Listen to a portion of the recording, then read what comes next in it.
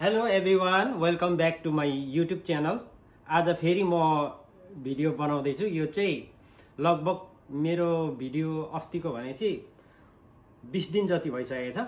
ल आज चाहिँ हामी हाइड एन्ड फलतिर जाँदैछौँ। त्यहाँको भिडियोहरू कस्तो हुन्छ म सबै बनाएर देखाउँदैछु। यो हाइड एन्ड फल भनेको चाहिँ कोलम्बसको छेउछाउ पर्छ। कोलम्बसदेखि चाहिँ 10-15 मिनटको ड्राइभमा पुगिन्छ, तर यहाँबाट चाहिँ 1 hour 52 मिनट लाग्छ भनेको छ। कोलम्बसको वेदर हामी सोधिहालौँ यहाँ गुगललाई। Hey Google, how is the weather of Columbus? Currently in Columbus, it's 74 degrees and cloudy. Today, there will be scattered showers with a forecasted high of 74 and a low of 63. Okay, let's go. अब हामी चाहिँ आइपुगेको छौँ डेस्टिनेसनमा। यो चाहिँ hide and फलमा हामी आइपुगेको छौँ। यहाँ इन्फर्मेसन बोर्डमा अलिकति म यहाँ देखाउँछु। यो चाहिँ यो एरिया भनेको चाहिँ हाइड एन्ड फलको। अब यहाँदेखि चाहिँ हामी यो त्यहाँ बाटो सिँढी जस्तो छ, त्यो सिँढीबाट चढेर यसो जान्छौँ। अब भनेको यो यतापट्टिको खोला छ, त्यो चाहिँ स्कियोटो रिभर भन्छ। स्कियोटो रिभर त ठुलो छ। यो चाहिँ लगभग यहाँ कोलम्बस एरियाबाटै त्यो खोला बगेर आउँछ। तर त्यो यो हाइड एन्ड फल भनेको चाहिँ यतापट्टि सानो खोल्सो छ, त्यो खोल्सोबाट चाहिँ आएर बगेको छ। ल लेट्स गो।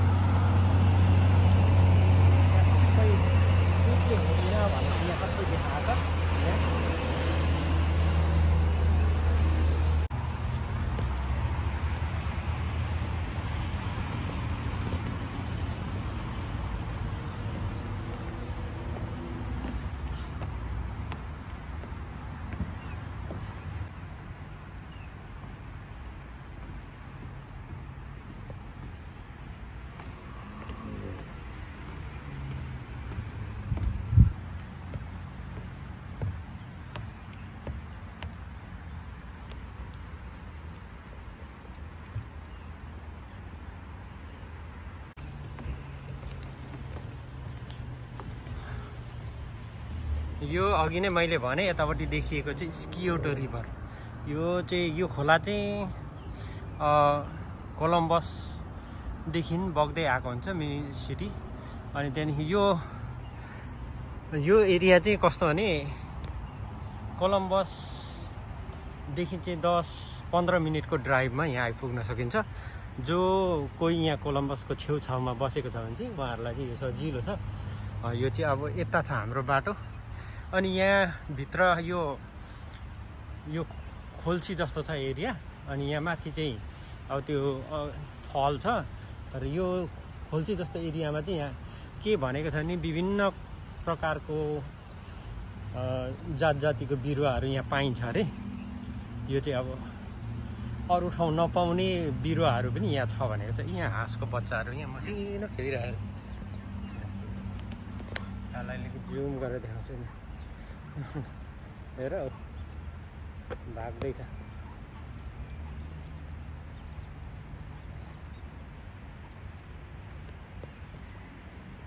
कतिवटा रहेछ हो। यहाँ यस्तो अनुभव दिलाउने छ। पर सानो खोल्सी कुदिरहेछ मजाले। त्यो पानी चाहिँ माथि त्यही छाँगाबाट खसेर आएको पानी हो। यहाँ पनि यो चाहिँ यिनीहरूले के भनेको छ भने यहाँ यो एरियामा नपाउने खालको बिरुवाहरू पनि यहाँ छ भनेको छ। किन भन्दाखेरि चाहिँ यो यतापट्टि पनि माथि डिल भयो, यतापट्टि पनि डिल छ, बिचमा खोल्सा छ। यो खोल्साको कारणले गर्दाखेरि चाहिँ एकदम चिसो भइरहन्छ। वर्षैभरि चिसो हुन्छ। त्यस कारणले गर्दा चाहिँ यहाँ माथि नपाउने, बाहिरतिर नपाउने बिरुवाहरू पनि यहाँतिर पाउँछ। यहाँ यस्तो खालको रुखहरू छ। यहाँ यो जङ्गली फुल फुलिरहेछ। तो फुलेको छ यहाँ पनि। अब हामी चाहिँ यहाँबाट जाँदैछौँ।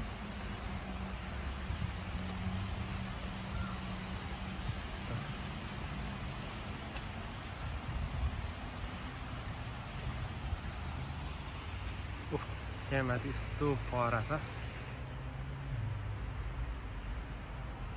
यस्तो मजा आउँछ।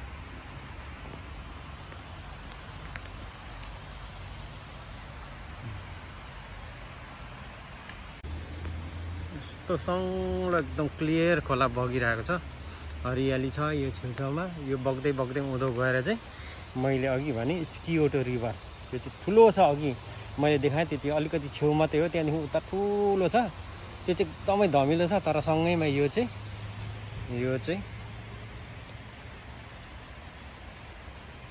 सानो खोल्सा छ। अलि हामी अझै अघि बढ्दै जाँदैछौँ त यस्तो छ।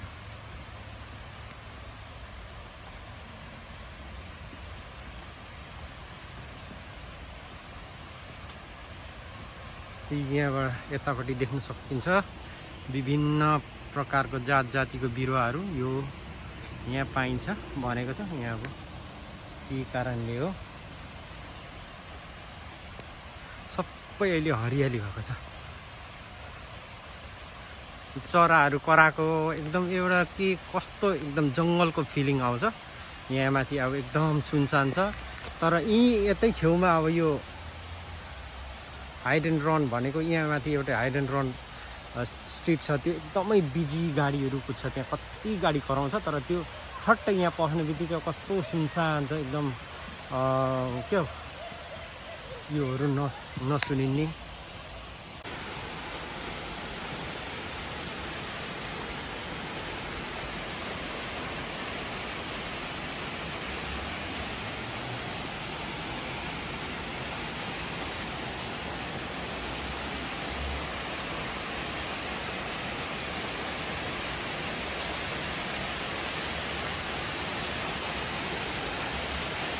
Okay, this if you are living around here in Columbus, this is very beautiful and wonderful place to visit.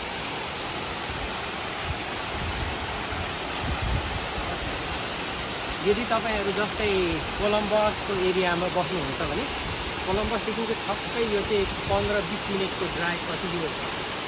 So beautiful एकदम रमाइलो जग्गामा पुगिन्छ। यो चाहिँ कस्तो रहेछ भने यस्तो त्यहाँ छाँगा बगिरहेको छ, तर यहाँ पुरा त्यहाँको बास पानीको बास पुरै आउँदो रहेछ। यहाँ चौकोमा पनि लागिसकेको छ, यस्तो राम्रो रहेछ। अब नजिकबाट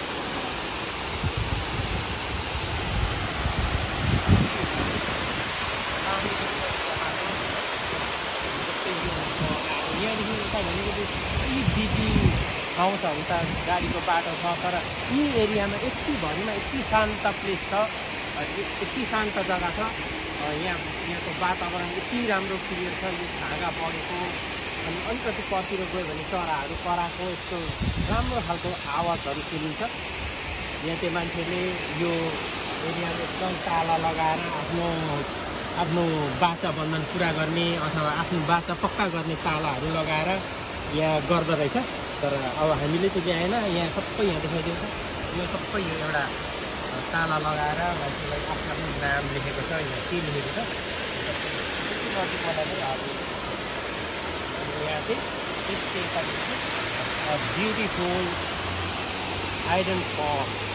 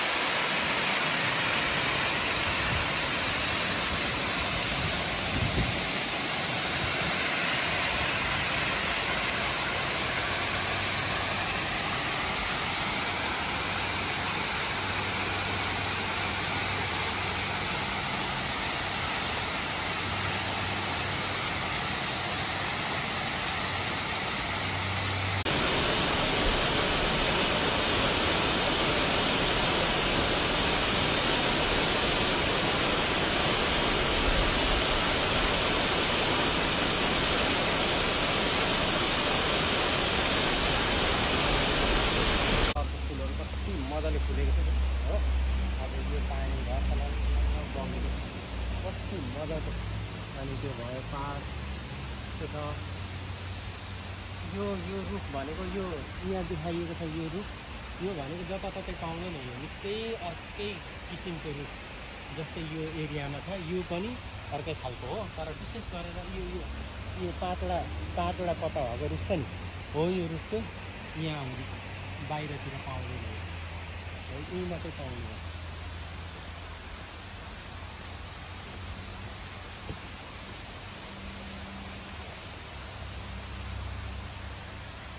ल अब आजको यो हाइरन फलको चाहिँ भिडियोहरू यहाँहरूले सबै इन्जोय गर्नु होला भयो होला यो यति राम्रो ब्युटिफुल वेदर पनि छ पानी पनि परेको छैन घाम अलि पानी पर्दैछ तर यो त्यो जुन चाहिँ फलको छेउमा चाहिँ पानी परेकै जस्तो पानी पुरै पानीको त्यो बाफ आएर चाहिँ जिउमा भिज्दो रहेछ त्यहाँ चाहिँ एकदम चिसो वातावरण छ अब यहाँको मैले सबै देखाइदिएँ यहाँले इन्जोय गर्नुभयो होला thank you for watching ANM nature lover thank you see you in the next video bye by